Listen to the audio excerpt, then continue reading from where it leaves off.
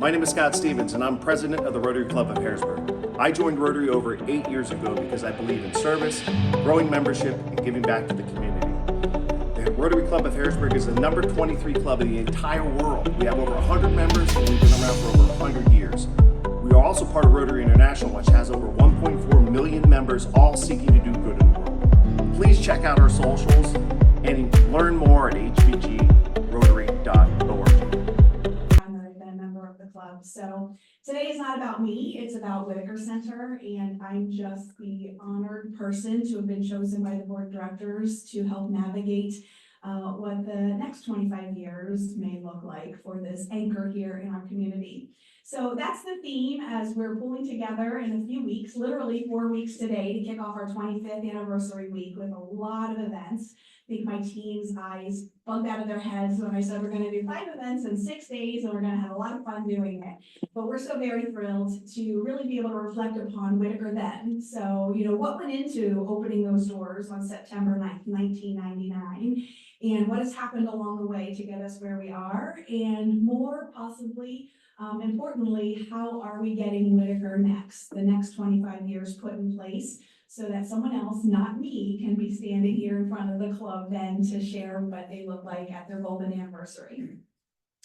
So the history of the thriving arts and culture scene in the Capital Region really goes back 1800s. We had the Harrisburg Grand Opera House on the corner of 3rd and Walnut in the late 1800s. We had the formation of the Wednesday Club, which was the second oldest musical organization of its kind in the nation. And the opening of Harrisburg Community Theater, our Theater Harrisburg Friends, in 1926. And of course, can't miss our HSO Friends, who had their first concert in 1931. So in comparison, Whitaker is a relative child, infant in its life stage, with some of those other institutions that have been a part of our region and the long love affair that we've had with promoting the arts and shoring up downtown Harrisburg. As mentioned, we opened our doors in 1999. Efforts as far back as the 60s, however, are what brought us to that important date, with attempts made through the People's Place, Metro Arts, and finally in 1989, the Cultural Connections Plan for the Capital Region is really what was the blueprint for what is now Whitaker Center for Science and the Arts. So that's our little history lesson today, and we'll have a test on your way out the door. From 1990, do I have a clicker? We don't know if it works. Oh, okay. We can try it. Click it, see what happens. So this is good. I was like, it's not moving. This iconic, oh, there we go. Did you do that or did I do that? Sorry. Okay. This iconic picture is something that is near and dear to so many people's hearts. And if you were here back then, maybe you were standing on the street, or you saw this in the Patriot News, or you saw it covered on ABC 27. But this was really meant to embody just how exciting the community was about what was to be this amazing undertaking. And as you saw, I think on the previous slide, it really was a 6-year endeavor with the fundraising task force. There were more than 350 corporations, foundations, and individuals. It probably comes as no surprise that our own near and dear Marian Alexander was well embroiled in all of that from inception. It was considered the greatest fundraising project in the Capital Region to date at $52.7 million. Wow. It spanned from Governor Casey's term to Governor Ridge. We had support from Senators Arlen Specter, Jeff Piccola, our own city's mayor, Stephen Reed. The list of business, community, and elected leaders who were instrumental in the concept, development, and eventual creation of Whitaker Center is too long for today's presentation. So rather than leave anyone out, just know that it took a mighty village to bring this institution to our community, and we thank them all for it. I just recently had the opportunity to travel to Wisconsin to visit the founding president and CEO, Dr. Thomas Stone, who was put in place to help lead that fundraising task force, and doing a mighty job along other industry pillars, was then appointed president and CEO of Whitaker Center. And I am so proud to have talked with him, listened to him, and learned from him as I take some of those lessons forward in my own tenure. The architectural design of creating a space that welcomes science through arts can be seen today both inside and outside Whitaker's doors. Here's just a few of those community leaders and some of their words that we thought were incredibly poignant, but really exemplifies what this crown jewel was meant to be for our community. So that was Whitaker Then. Let's talk a little bit about Whitaker Now. Over the past quarter century, Whitaker has been an anchor of the Capital Region as a first of its kind complex to use science as an entry to the arts and to house science and performing arts under one roof. With 130,000 square feet of immersive and interactive opportunities, there really is something for everyone at Whitaker. As you can see, it's what I call the case of multiple personality disorder, in that we have so many things under one roof. Our recently renamed Science Center, with the exit of Harsco out of our community and their blessing to allow us to find a new partner, UPMC stepped up with a focus on STEM education and curriculum and became our new Science Center named partner in January of this year. Our Sunoco Performing Arts Theater, which is, if you haven't been in it, a stunning replication of a Broadway-based theater and has been home to amazing acts over the 25 years. Select Medical stepped in when the original IMAX was converted in 2014 to a 3D digital cinema. If you haven't seen a movie on a 4-story screen, you're definitely missing out. We have amazing documentaries that are on our programmatic calendar all through the week, and we've been bringing in a lot of fun things that are also relevant in today in the theater world. Another change recently to bring Whitaker to now is the PNC Innovation Zone. Many of you may remember back at inception, we had this wonderful Wonders of Whitaker gift shop. Well, as part of the evolution, my predecessor worked with private and public parties to bring a first of its kind coding and gaming computer club to the Whitaker Center. We have 24 computer seats, and we can offer coding, gaming, and different type of programmatic offerings to the students in our surrounding school districts and our field trips when they come in our door. And finally, an area that we think is a little untapped and we're hoping to encourage our community to reinvigorate is utilizing Whitaker Center as a corporate and community event venue. It is absolutely stunning architecture if you wander through that building, and a great opportunity to bring your friends, your family, your colleagues in to celebrate what you have happening. There we are. If you haven't been, right there on the corners of Market and 3rd Street. All right, Whitaker Next. So where do we go from here? We've had an incredible journey over the last 25 years. And now it's time to transform so that we're setting Whitaker up for success for the next 25. As you can see, we've really created 4 very specific bullet points of our next strategic plan. Improving our guest experience is critical.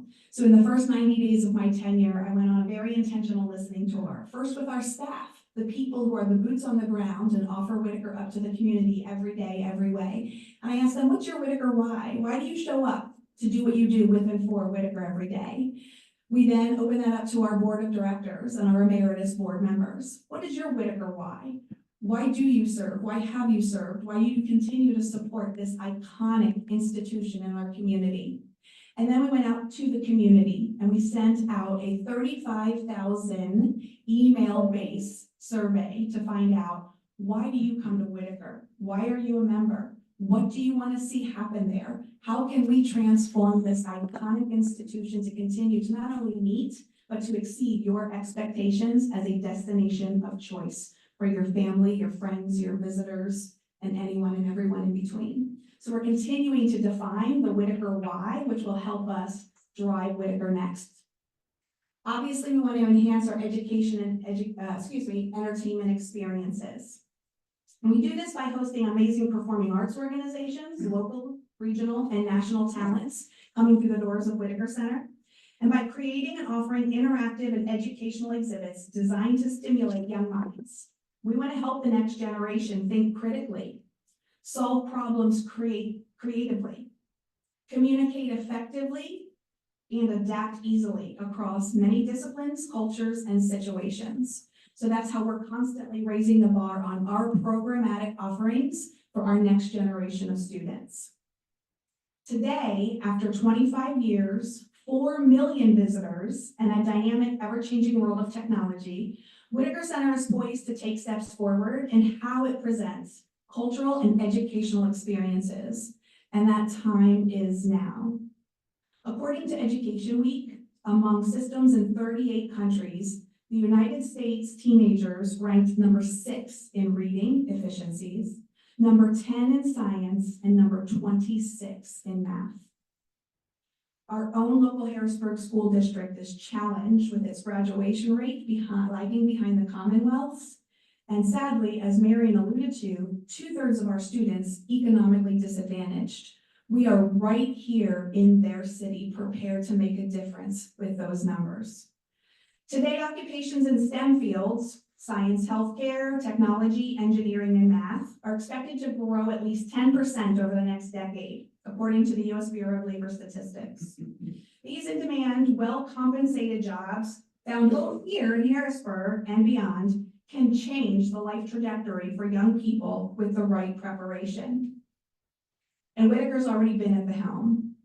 Imagine STEAM and STEM education as a comprehensive initiative designed to complement our state curriculums and inspire the next generation of thinkers, creators, and problem solvers. Some of our programs, including Girls in STEAM, Coders and Gamers, among others, have been ahead of their time.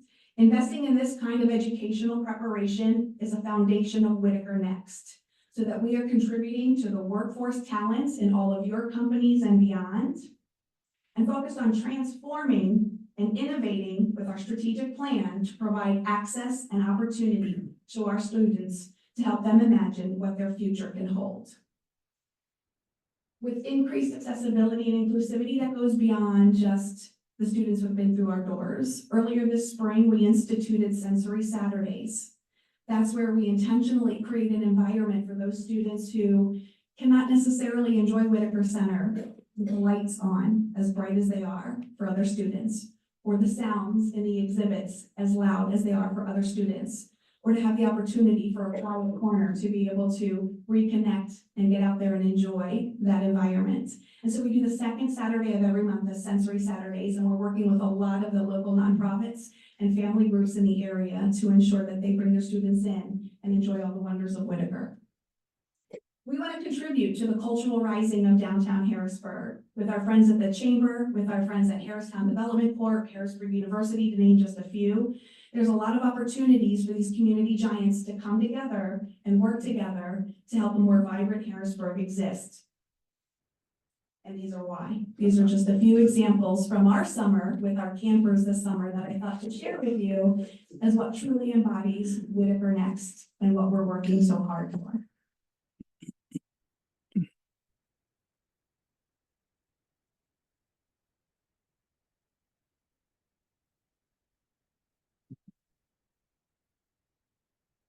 And so it's all going to come together. Again, 4 weeks from today, we kick off a week of exciting events.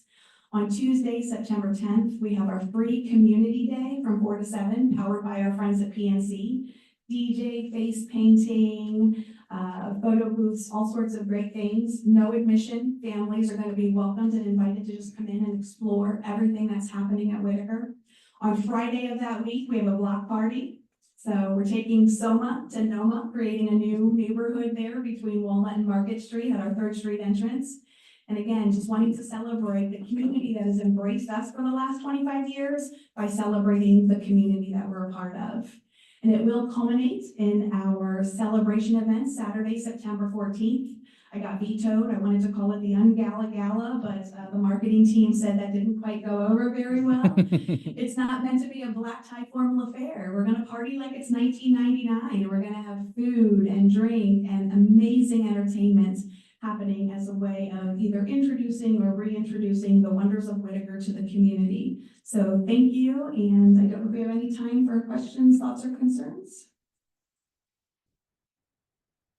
Questions? All right. Thanks, guys.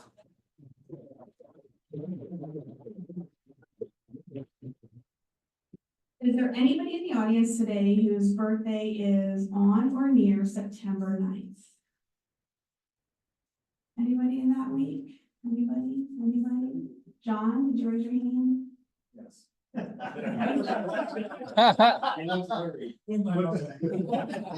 not John, that's a sergeant. We would just like to give you. Ah.